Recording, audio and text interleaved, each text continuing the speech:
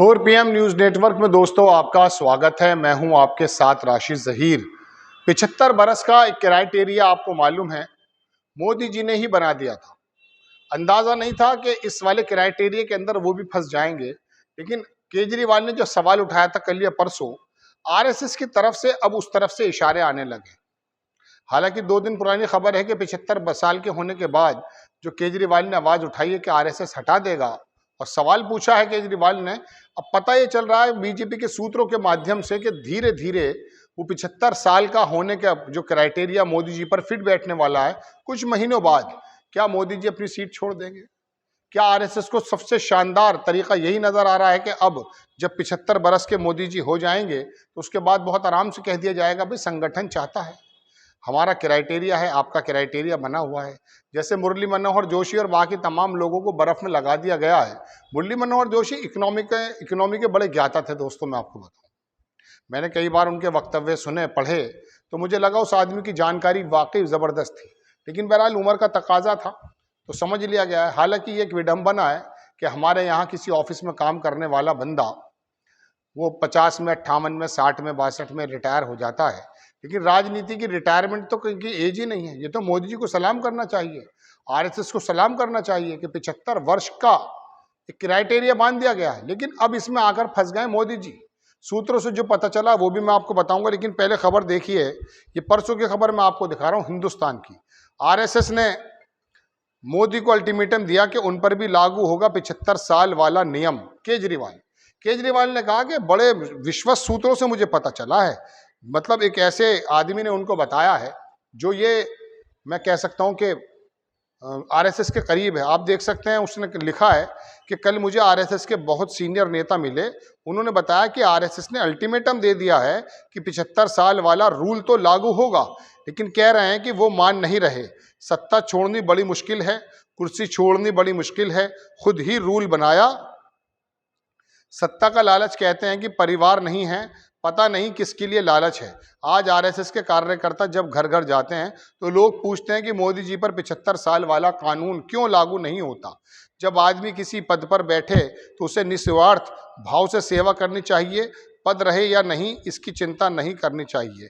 ऐसे विरले कम होते हैं असल में। केजरीवाल जो ये बात कह रहे हैं, ऐसे विरले कम होते हैं। राजनीति और राजपाट किसी के नीचे आ जाए, कुर्सी। मांझी जी को, जो मांझी जी मोदी जी के साथ मंत्री हैं, नीतीश कुमार ने कुछ वक्त के लिए सीएम बना दिया था। आप यकीन मानिए उन्होंने तो ये बनाया था कि उन पर कुछ आरोप लगे थे, वो अपने आप को उन आरोपों से बरी होने तक के लिए दूर करना चाहते थे। शानदार एग्जाम्पल था। लेकिन तारीख ने यह देखा, एक बाजीगर फिल्म आई थी, आपने देखा हो कि उसके अंदर शाहरुख खान का जो बाप था शर्मा, उसके नाम से तमाम फैक्ट्रीज वगैरह थी। वो अपने चोपड़ा मैनेजर को, जो उसमें दिलीप ताहिल ने शायद वो रोल अदा किया, उसने उसको दिया पावर ऑफ अटॉर्नी, और जैसे वो आया तो पता चला सब जगह चोपड़ा चोपड़ा लिख दिया था। तो दोस्तों बात यह है कि चोपड़ा चोपड़ा जो लिख दिया था उसकी वजह यह है कि ये सत्ता की सीट नहीं देना चाहते मोदी जी। अमित शाह करीब बहुत हैं, लेकिन वो ये नहीं चाहते हैं कि हम वो सीट किसी और को दे दें। अब ये जो 75 साल वाला क्राइटेरिया मोदी जी ने आरएसएस ने बनाया था, ये गले की जान पड़ चुका है। सूत्र बता रहे हैं आरएसएस के कि अब आरएसएस इस बात पर अडिग हो गया कि आप रिटायर हो जाइए। क्योंकि मैंने पिछले एपिसोड में भी आपको बताया कि देश के अंदर मोदी जी का जो ग्राफ है वो कितनी तेजी से नीचे घटता जा रहा है। अब ये ग्राफ अगर घटता जा रहा है मिसाल के तौर पर, तो आप समझ लीजिए दोस्तों कि किस प्रकार से मैं समझता हूं कि मोदी जी के लिए मुश्किल खड़ी हो गई। एक तरफ वो कूटनीति से लड़ें, एक तरफ वो प्रदेशों के अंदर चुनाव हो रहे हैं उसके अंदर तन मन धन सौंप दें, एक तरफ वो हिंदुत्व की डगर को बहुत आगे ले जाएं। क्या क्या करें? मोदी जी एक अकेली जान है, इतने सारे काम हैं। अब आरएसएस ने नया ये टंटा रख दिया है कि 75 साल, हालांकि मोदी जी खुद ही इस पर अमल करते हुए आए हैं। वो गुजरात की चीफ मिनिस्टर हों या बाकी तमाम लोग हों, आप जानते हैं कि उनके साथ क्या हुआ है। अच्छा खासा काम करते हुए भी उनको रिटायर होना पड़ा है। कानून बने, अब वो कानून खुद के गले में जब पड़ रहा है तो मोदी जी की तरफ से कोई इशारा नहीं आ रहा है। पिछली बार जब केजरीवाल जेल से आए थे, पिछली बार क्या इसी बार जो आए थे, तो उन्होंने कहा था कि 2 भविष्यवाणी के, एक तो योगी आदित्यनाथ चीफ मिनिस्टर नहीं रहेंगे, और दूसरी बात उन्होंने कहा था कि 75 साल के बाद उनको जाना ही होगा, प्रधानमंत्री नहीं रहेंगे। लेकिन हालांकि भारतीय जनता पार्टी ने, अमित शाह वगैरह ने आकर के इस बात का क्लियरेंस दिया, क्योंकि वो 2024 से इलेक्शन से पहले से आए थे जब कुछ वक्त के लिए छोड़ा गया था। कहा कि मोदी जी ही प्रधानमंत्री जी के चेहरा होंगे, यानी कि मोदी जी अजर और अमर हैं। 2047 तक जो उनका प्लान है विकसित भारत का, वो भारत क्या है वो तो आपको अगर मैं किसी दिन बताऊं, लेकिन आप भाग जाते हैं। इकोनॉमिकल जब खबरें आती हैं आप थोड़ा सा ध्यान नहीं दे पाते। रोचक और चटकी हुई खबरें ज़्यादा हमारे व्यूवर्स को पसंद आने लगी हैं। हमारी कोशिश भी दोस्तों यही है कि मेंटली मैच्योर हम भी हो जाएं और हमारे दर्शक भी हो जाएं, ताकि हमें पता तो चले ना कि देश एक्चुअल में किन हालातों में है।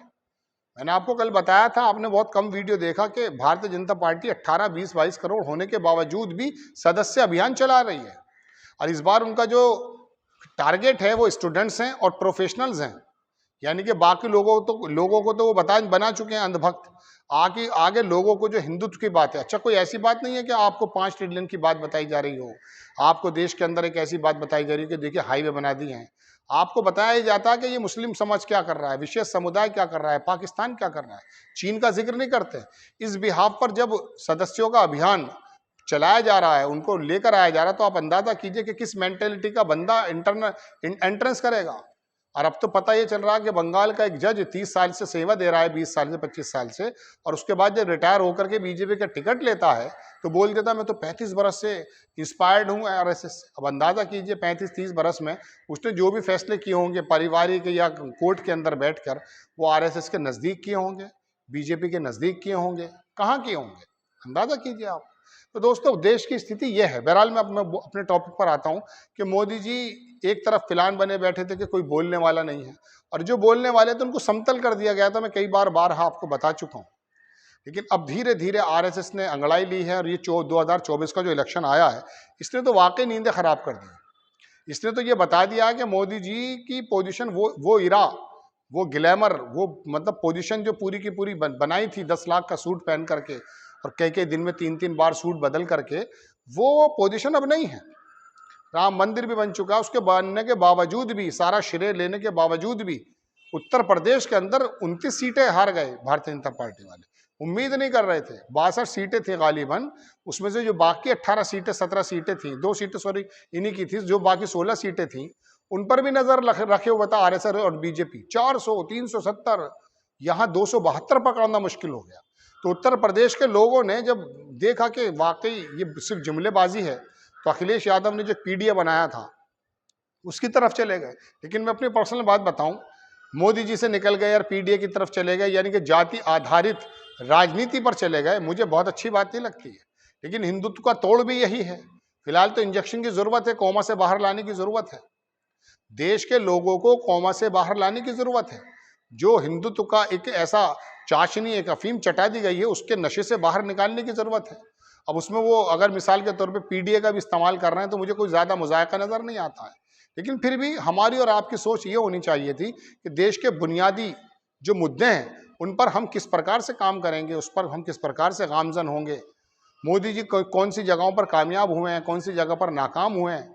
अभी अमेरिका के दौरे के बारे में अगर मैं किसी अंधभक्त से ये पूछूं कि आप ये बताइए मोदी जी के दौरे का मकसद क्या था, हासिल क्या हुआ, नहीं बता पाएंगे। एक दो चीज़ें हालांकि हुई हैं, लेकिन आप बताइए असेंबली यूएन के अंदर बोलने को तैयारी है, तमाम दुनिया के सर्वे सर्वा बोल रहे हैं। क्योंकि अब ईरान भी अजीब बात कर रहा है, श्रीलंका, नेपाल, हमारा इर्द गिर्द जितना भी इलाका है वो आप अंदाजा कीजिए किन स्थिति में। ये बातें आपको नहीं बताता गोदी मीडिया। गोदी मीडिया का एंकर तो आपके सामने आएगा टाई कोट पहन करके, वो कोई ऐसा बुनियादी जूस में पेशाब मिला रहे हैं साहब। अरे साहब, अगर किसी ने मिलाया भी है पहली बात तो झूठ खबर है, और अगर हुआ भी है तो क्या पूरा विशेष समुदाय। अभी एक पुजारी पकड़ा गया है 6 साल की बच्ची के साथ, तो क्या सारा ब्राह्मण समाज बलात्कारी हो जाएगा, दुष्कर्मी हो जाएगा? ये अकल में आने वाली बात है या पूरे समाज को लपेटने की बात है? टीवी के थंबनेल इस तरह से बनाने लगे हैं गोदी मीडिया के एंकर के, कभी इस्लाम को, कभी विशेष समुदाय को, कभी विपक्ष के लोगों को विलन बनाना शुरू कर दिया है। और जो दिखता है वो अंदर भी जाता है। समझ रहे हैं आप 3-4 चीजों से देखते हैं, नाक में दवाई डालें, आंख में दवाई डालें, कान में दवाई डालें, मुंह में दवाई डालें, जाती कहाँ है? अंदर। हमारे अंदर जाने की 4 ही जगह है, कान, नाक, मुंह और आंख। जो देखते हैं, जो सुनते हैं, जो बोलते हैं, वो दिल में उतरता है। और आखिरकार दिल में इतना उतर चुका है कि आज एक नया नौजवान लड़का मैंने देखा कि मैं बम से उड़ाने आया हूँ मस्जिद, अभी 4 महीने पुरानी खबर है। अरे भाई, क्यों उड़ाने आया? हजारों सालों से मस्जिद हैं, हजारों सालों से मंदिर हैं, सब लोग आपस में रह रहे हैं। लेकिन ये पार्टी जब से उदय हुई है, इसने एक ऐसे समाज का अनावरण कर दिया है कि जो बम से उड़ाने की बातें करने लगा है। हालांकि बम से उड़ाने की उधर भी बातें होती हैं, वहाँ विदेश में भी बातें होती हैं, तो यहाँ के विशेष समुदाय के माथे पे चिपका दिया जाता है। खैर, अपनी खबर पर मैं आ जाता हूँ कि मोदी जी के बारे में बहुत अच्छी खबर नहीं है दोस्तों। आरएसएस की नज़र बड़ी कड़ी पड़ रही है, निगरानी में है।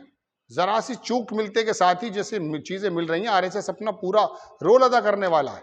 जाहिर सी बात है, संगठन है, उसके आगे बहुत लंबा एक प्रोग्राम बना हुआ है, हिंदू राष्ट्र कार्ड जिसका आप जानते ही हैं। किसी वक्त मौका मिलेगा फिर बताया जाएगा आपको कि भगत सिंह के बारे में, आज शायद भगत सिंह की वो है, उसके बारे में क्या राय है इनकी। आपको खबर कैसी लगी अपनी राय कमेंट्स बॉक्स में ज़रूर दीजिएगा। चैनल को सब्सक्राइब कीजिएगा, शेयर कीजिएगा। नेक्स्ट टाइम में किसी खबर के साथ हाजिर होता हूँ। जय हिंद।